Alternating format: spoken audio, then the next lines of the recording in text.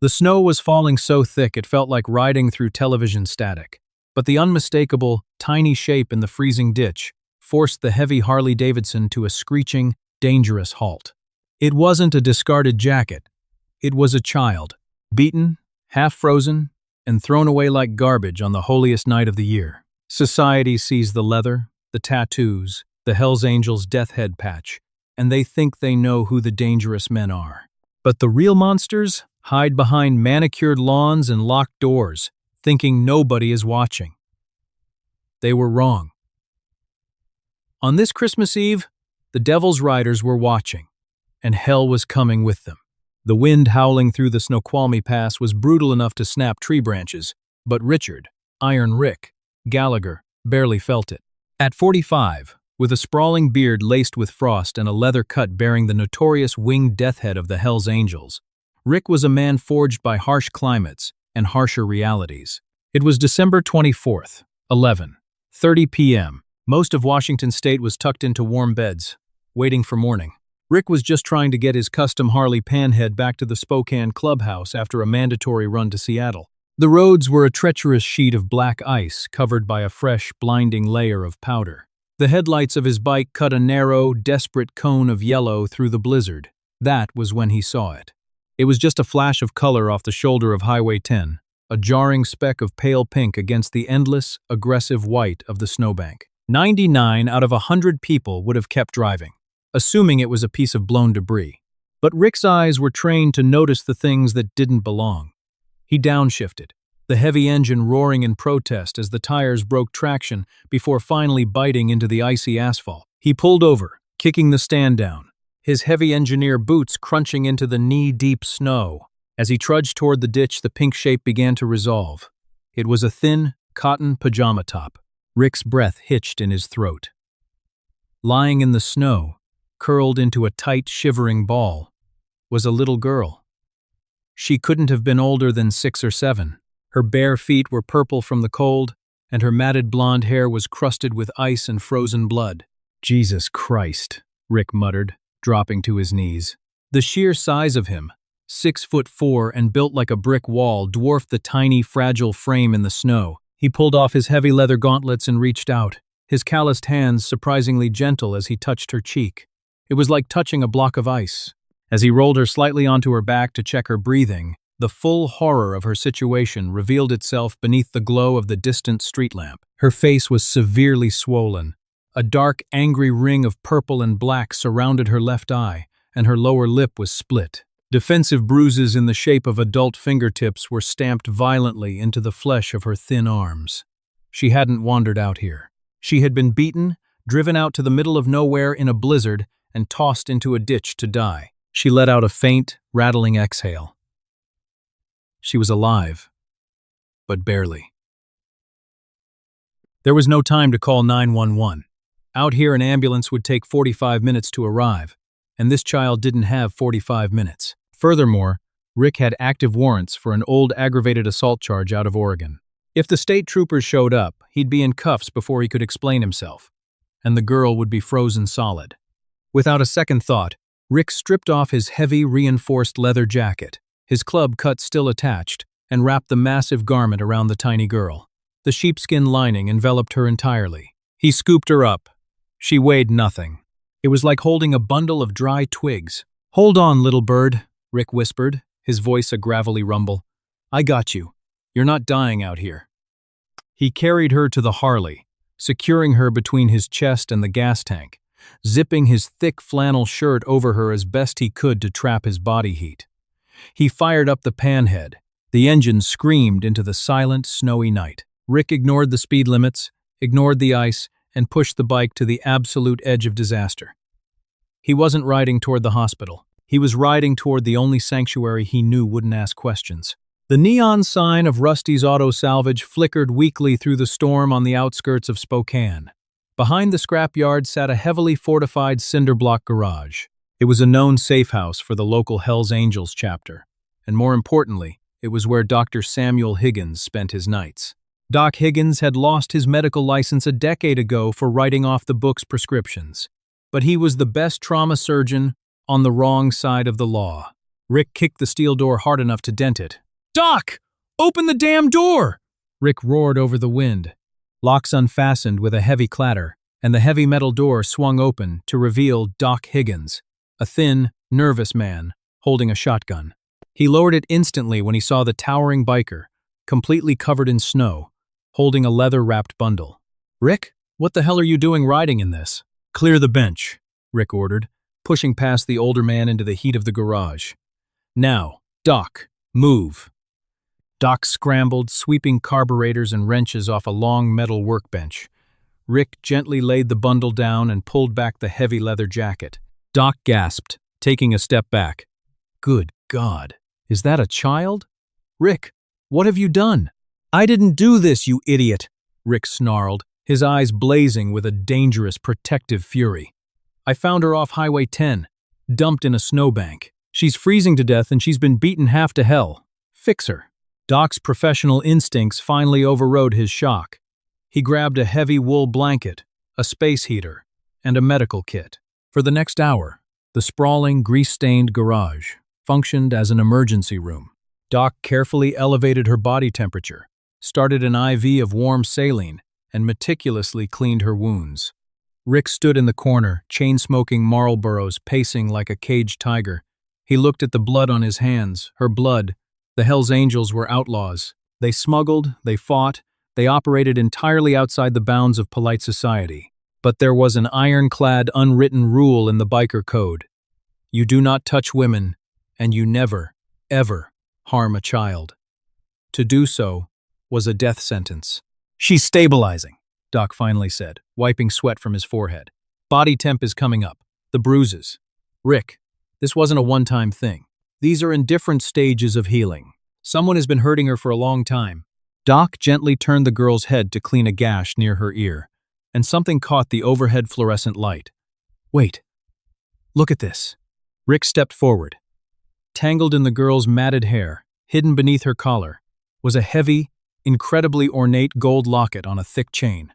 It didn't belong on a child wearing threadbare discount store pajamas. Doc popped the latch.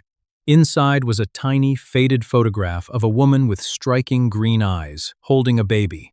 Etched into the opposite side of the gold were the letters A.W., beloved. "This is solid 2-4 karat gold," Doc whispered. "Custom made. I used to see pieces like this when I worked out of the private clinics in Seattle. Rick, this kid doesn't come from a trailer park. She comes from serious money." Before Rick could answer, a small, terrified whimper broke the silence. The girl's eyes fluttered open. They were a piercing, vivid green, exactly like the woman in the locket. She saw the unfamiliar, grimy garage ceiling. Then her eyes locked onto Rick. He was a terrifying sight, a giant of a man, covered in tattoos, with a thick beard and eyes narrowed in anger. She shrank back, letting out a sharp gasp, trying to curl into a ball despite the IV line in her arm. Rick immediately dropped to one knee, making himself as small as possible. He took off his skull cap and tossed his cigarette away. Hey, it's okay," Rick said, his voice dropping to a soft, rumbling bass. "Nobody is going to hurt you here, I promise you that. What's your name, little bird?" The girl trembled, pulling the wool blanket up to her chin. She looked at his leather jacket, the one that had saved her life, now draped over a chair. Then, she looked back at his eyes. Children have an innate radar for danger, but they also have a radar for true protectors. Whatever she saw in the outlaw biker's eyes, it made her stop crying. "Hey, Abigail," she whispered, her voice raspy and broken. "Okay, Abigail. I'm Rick. Who did this to you? Who left you in the snow?" Abigail's lower lip quivered. She gripped the locket around her neck tightly. "The warden. He said I was bad. He said Christmas is only for real daughters, not stolen ones." Rick and Doc exchanged a chilling glance. "Stolen?" Rick stood up slowly. The protective instinct that had fueled his desperate ride had just transformed into something entirely different. It had become a cold, calculating rage. "Doc, keep the door locked," Rick said, grabbing his leather cut and shrugging it on. The winged death head settled onto his broad back. "Where are you going?" Doc asked nervously. "I have to make a phone call. We're going to need more guys."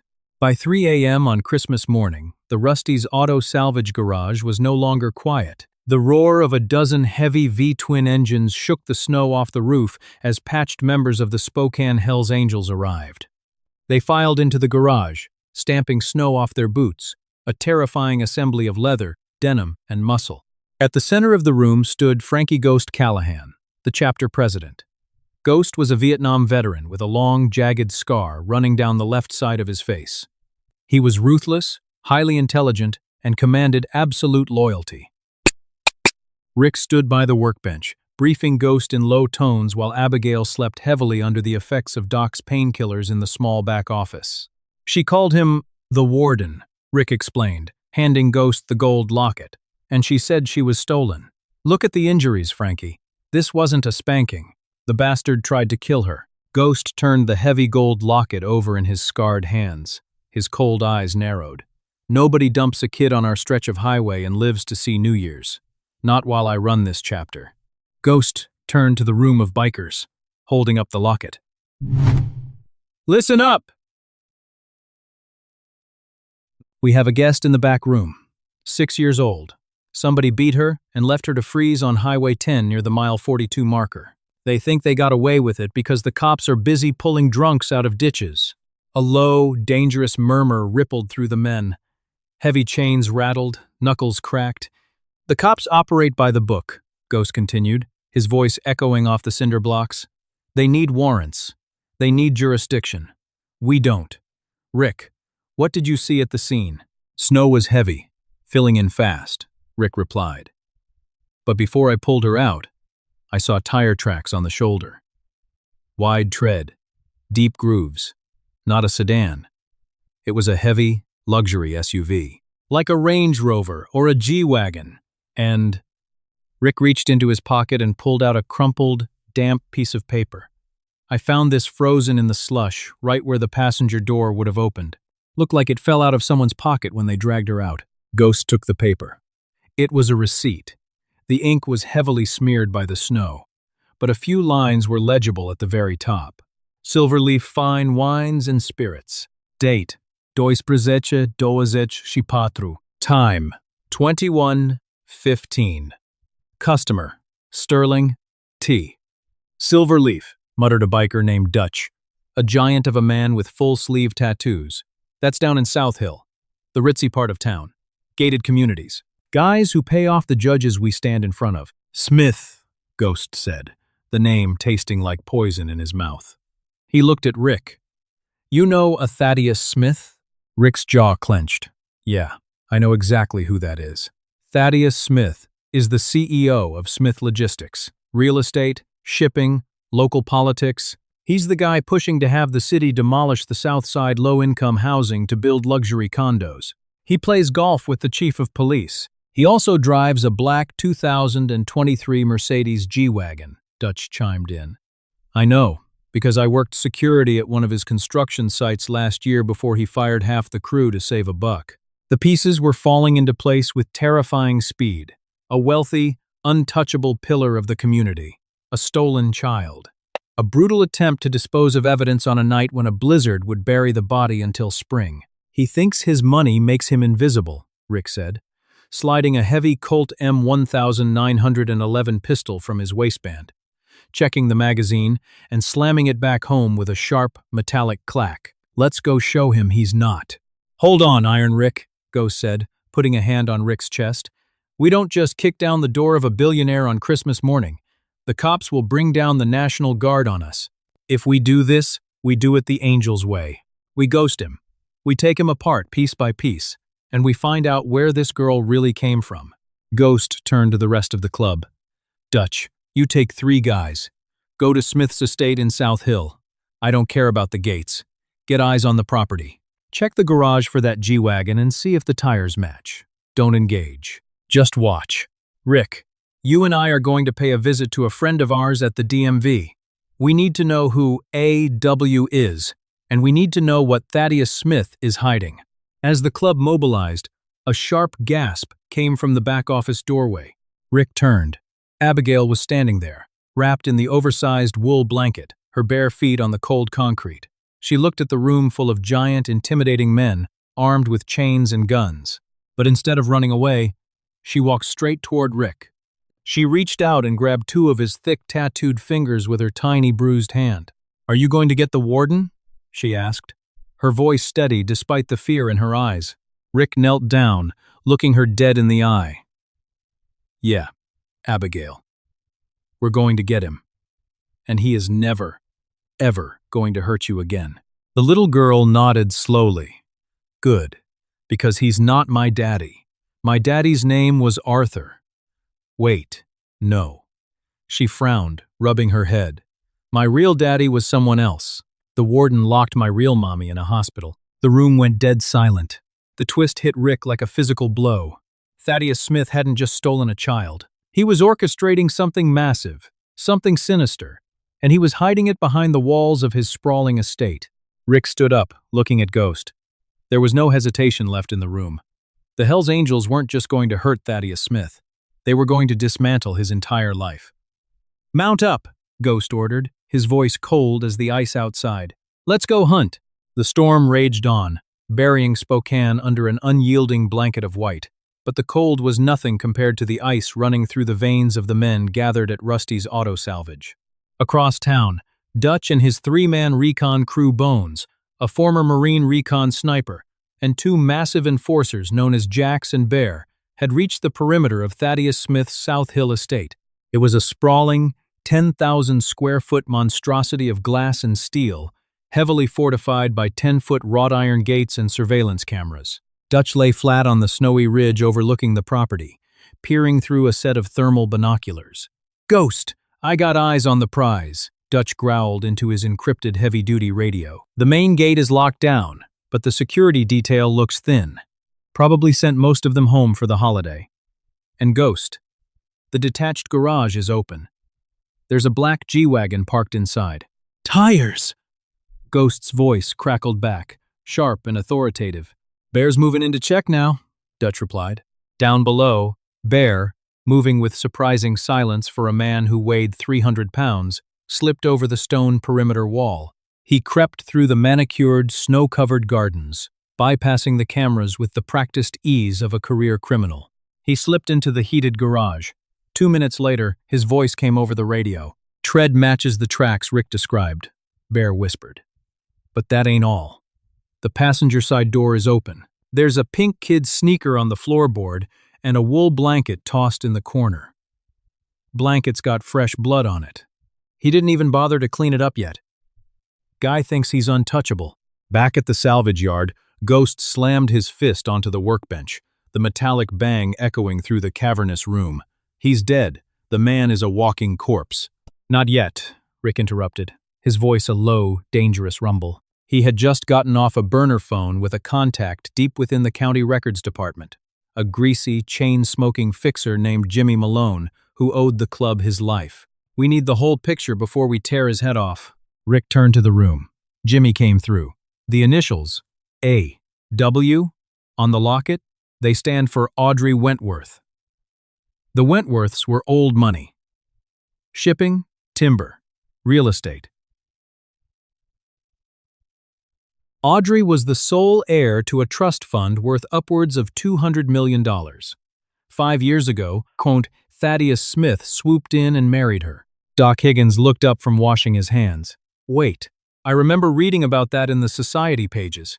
But didn't Audrey Wentworth suffer a severe mental breakdown?" "That's what Smith told the courts," Rick snarled. According to Jimmy, 2 years ago, Smith had a private, heavily paid judge declare Audrey completely mentally incompetent. He claimed she was a danger to herself and her child. He was granted full power of attorney and control over the Wentworth Trust. Then, he locked her away in the Pine Haven Institute, a private psychiatric facility up in the mountains near Coeur d'Alene. The room went deathly quiet as the sheer scale of the evil began to sink in. "The trust has a stipulation," Ghost realized, his eyes narrowing. "If Audrey dies, the money goes to her direct bloodline. It goes to Abigail." "Exactly," Rick said, looking back toward the office where the little girl slept. "But as long as Abigail is alive, Smith can't fully liquidate the assets. He just manages them. But if Audrey is locked away forever, and Abigail tragically wanders off into a blizzard and freezes to death, Smith inherits it all, Ghost finished. $200 million. He beat a 6-year-old girl and threw her into a ditch for money.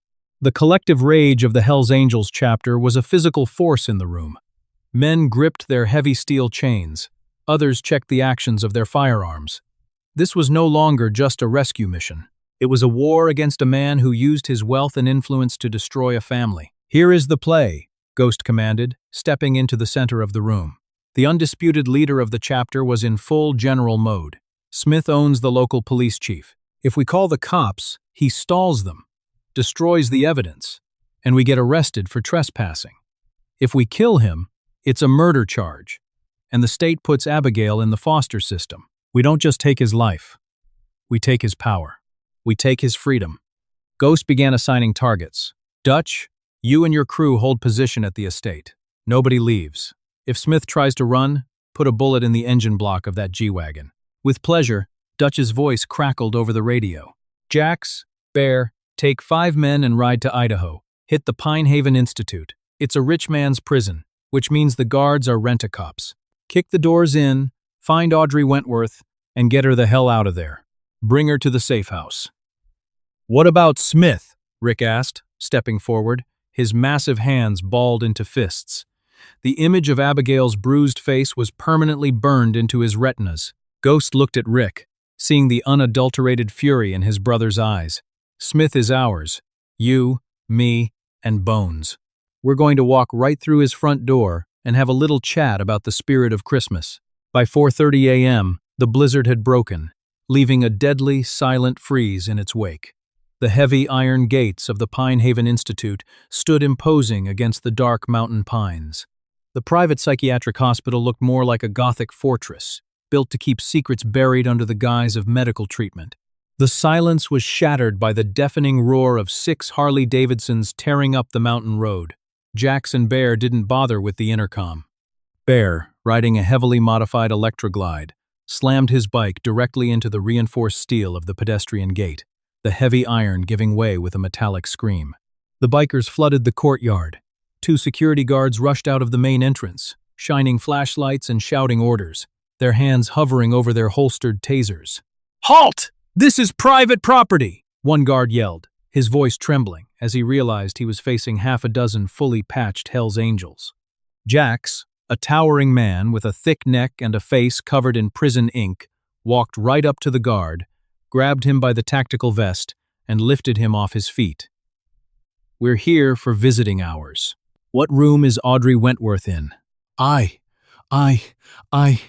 can't. Patient confidentiality," the guard stammered. Jax dropped him and pulled a massive Bowie knife from his boot, slamming the blade into the wooden reception desk. "Room. Now. 3rd floor. Room 304. The secure ward," the guard shrieked. The Angels moved like a paramilitary unit. They bypassed the elevators, storming up the stairwells. When they reached the 3rd floor, they found the secure doors locked via a keypad.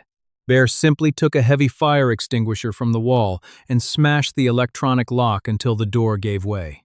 They found room 304. Inside, sitting on a cot and staring blankly at the wall, was a frail woman with striking green eyes. She looked older than the picture in the locket, her face hollowed out by heavy sedatives and 2 years of despair. "Audrey?" Jax asked, his rough voice dropping to an uncharacteristic whisper. The woman slowly turned her head. She looked at the giant, terrifying men covered in leather and patches. Are you the warden's men? Are you here to finish it?" Jax stepped into the room and took off his leather gloves. "No, ma'am. We ain't with Smith. We're with Abigail, and she wants her mama." At the sound of her daughter's name, a spark of life ignited in Audrey's deadened eyes.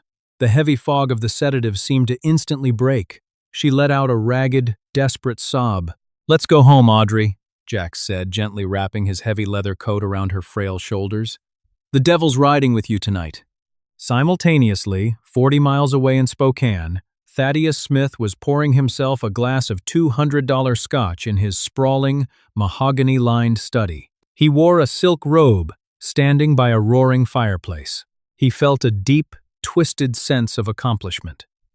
The deed was done. The problem was handled. By morning, the snowplows would push the evidence deep into the ditch, and by spring, nobody would care. His self-congratulation was interrupted by the sound of his front door exploding inward off its hinges. Smith dropped his crystal glass. It shattered on the Persian rug. He rushed to his desk, pulling open the drawer to grab his silver-plated revolver. Before his fingers could touch the grip, a massive, heavy-booted foot kicked the drawer shut, nearly snapping Smith's wrist. Rick Gallagher stood over the billionaire, his face a mask of absolute, terrifying violence. Ghost and Bones stood flanking the doorway, holding shotguns at the ready. "Thaddeus Smith," Ghost said calmly, stepping into the study. He admired the expensive artwork on the walls. "Nice place. Shame what's about to happen to it." Smith backed up against the wall, his face pale, his arrogance entirely evaporating in the presence of real, unfiltered danger. "Who the hell are you people? Do you know who I am?" "I'll have the police here in 2 minutes. I play golf with the chief." "We know exactly who you are, Tommy," Rick growled, stepping closer, his massive frame trapping the billionaire in the corner. "You're the coward who beats little girls and leaves them to freeze in the snow." Smith's eyes widened in sheer panic. I don't know what you're talking about." Rick's hand shot out with blinding speed. He grabbed Smith by the throat of his silk robe and lifted the man off the ground, slamming him hard against the mahogany bookshelves. Heavy, leather-bound volumes rained down on them. "She has green eyes, Tommy," Rick whispered, his face mere inches from Smith's, "and a gold locket. She's safe, and she told us everything. About the warden, about her mother." You can't prove anything!" Smith choked out, clawing desperately at Rick's massive tattooed forearm. "It's my word against a bunch of outlaw trash." Ghost chuckled, a cold, humorless sound. He walked over to Smith's desk, pulled out a thick encrypted laptop, and handed it to Bones. Bones here used to do intelligence work for the military before the government decided he was too violent. He's already mirroring your hard drives, your offshore accounts, your payments to the judge, the bribes to the medical staff at Pinehaven. It's all ours now. Rick threw Smith to the floor. The billionaire landed hard, gasping for air, clutching his throat. "Here's what happens now, Tommy," Ghost said, pulling a digital recorder from his leather cut. "You are going to confess to everything. The fraud, the bribery, the false imprisonment of Audrey Wentworth, and the attempted murder of Abigail. Every single detail." "I won't say a damn word," Smith spat, trying to regain some semblance of his false bravery. "My lawyers will destroy you." Rick didn't say a word. He simply reached down, grabbed Smith by the ankle, and dragged the screaming billionaire out of the study, down the grand hallway, and out the shattered front door. Rick dragged him into the freezing, snow-covered driveway. He tossed Smith into a deep snowbank, exactly like the one he had left Abigail in. Smith shrieked as the freezing snow instantly soaked his silk robe, chilling him to the bone. "Cold, ain't it?" Rick said, kneeling beside the shivering, terrified man. "Imagine being 6 years old, beaten, bleeding, wondering why your daddy doesn't love you. That's what you did." Rick pulled out his Colt M1911 and pressed the cold steel barrel directly against Smith's forehead. "You have 2 choices," Rick said, his voice completely devoid of mercy. "Option 1. I leave you out here in the snow, broken and bleeding, just like you left her, and I watch you freeze. Option 2. You talk into Ghost's recorder, and we hand you over to the feds." "The feds?" Smith gasped, his teeth chattering violently. "We don't deal with local cops," Ghost said, stepping out onto the porch. "I made a call to a Special Agent Harris at the FBI field office in Seattle. He's been looking into your business practices for a year. He's sending a tactical team right now. They'd love a recorded confession to secure a life sentence in federal lockup." Smith looked at the gun against his head, then at the freezing snow surrounding him, and finally, into the merciless eyes of the biker. He broke. The billionaire sobbed, a pathetic, broken sound. Okay, I'll say it. I did it. I paid the judge. I took her out to the highway. Please, just let me inside." Ghost hit record. Start from the beginning, Tommy. Christmas morning dawned bright and bitterly cold over Spokane. The sun reflected off the pristine snow, a stark contrast to the darkness of the night before. Inside the fortified garage of Rusty's Auto Salvage, the heavy metal door opened. Jax walked in, leading a bewildered, exhausted Audrey Wentworth. Doc Higgins had moved Abigail to a small, clean cot in the heated office. The little girl was awake, sipping warm broth from a mug, wearing an oversized, clean Harley-Davidson t-shirt that hung on her like a dress. Audrey stopped in the doorway. She dropped to her knees, the heavy biker coat falling from her shoulders. "Abby?" she whispered, her voice cracking. Abigail's eyes went wide. She dropped the mug. "Mommy!" The little girl scrambled off the cot, ignoring the pain of her bruises, and threw herself into her mother's arms. The two of them held onto each other, weeping uncontrollably on the concrete floor. Audrey kissed her daughter's bruised face, rocking her back and forth, repeating her name like a prayer. Outside the office, the toughest, most dangerous men in Washington state stood in absolute silence. Some of them looked away. Others aggressively wiped at their eyes, pretending it was just dust from the garage. Rick stood by the workbench, his arms crossed over his massive chest, watching the reunion. He felt a heavy hand on his shoulder. It was Ghost. "You did good, Iron Rick," the president said quietly. "You saved them both." "Smith?" Rick asked, not taking his eyes off the mother and daughter. "Agent Harris has him in custody," Ghost replied. "The feds raided his office, froze his assets, and arrested the judge, who signed the fake competency order. With the confession and the computer drive's bones pulled, Smith is going to rot in a federal penitentiary for the rest of his natural life. And the Wentworth Trust goes back to Audrey." Rick nodded slowly. The rage that had fueled him through the freezing night had finally burned out, leaving behind a profound sense of peace. He had broken the law 1,000 times in his life, but on this night, he was exactly what the world needed him to be. Later that afternoon, as Doc Higgins arranged for Audrey and Abigail to be safely transported to a secure private hospital in Seattle under FBI protection, Abigail stopped at the heavy steel door of the garage. She turned around and walked back to Rick, who was wiping grease off his panhead. She reached up and tugged on his heavy leather cut. Rick knelt down, bringing himself eye level with the little girl. "Thank you, Rick," she said softly. Then, she leaned forward and kissed the outlaw biker on his rough, bearded cheek. She reached into her pocket and pulled out a small, bent silver star, a cheap ornament she must have found on the garage floor. She pressed it into Rick's massive hand. "Merry Christmas." Rick looked at the cheap piece of tin in his palm. To him, it was worth more than all the gold in Thaddeus Smith's vaults. He closed his fist around it and gave her a rare, genuine smile. "Merry Christmas, little bird. You fly safe now." As the car pulled away, taking the mother and daughter toward a new, safe life, Rick walked back to his motorcycle. He zipped up his leather jacket, the winged death head proudly displayed on his back. He fired up the heavy engine, the roar echoing through the salvage yard. The Hells Angels rode out into the crisp winter morning, disappearing down the highway, returning to the shadows from which they came outlaws to the world, but guardian angels to a little girl in the snow. What began as a desperate rescue in the freezing snow became a massive, underground manhunt. The men society labeled as dangerous outlaws ended up becoming the ultimate protectors, risking their freedom and their lives to dismantle a wealthy abuser's empire and reunite a stolen girl with her true family. It proves that true heroes don't always wear capes or badges sometimes.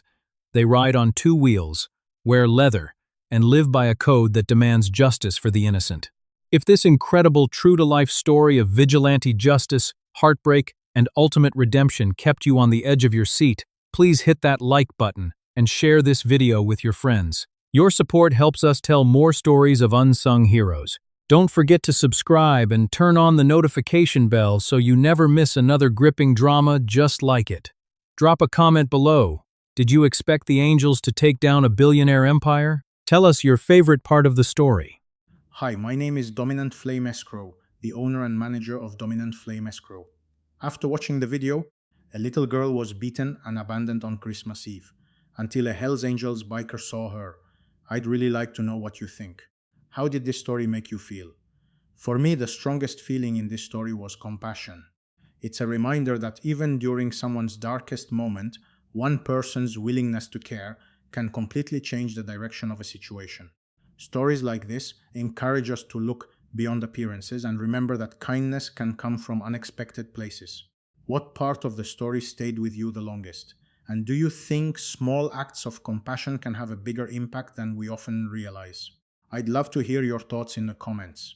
One simple takeaway is to pay a little more attention to the people around us. Sometimes offering help, encouragement, or simply noticing someone who may be struggling can make a meaningful difference.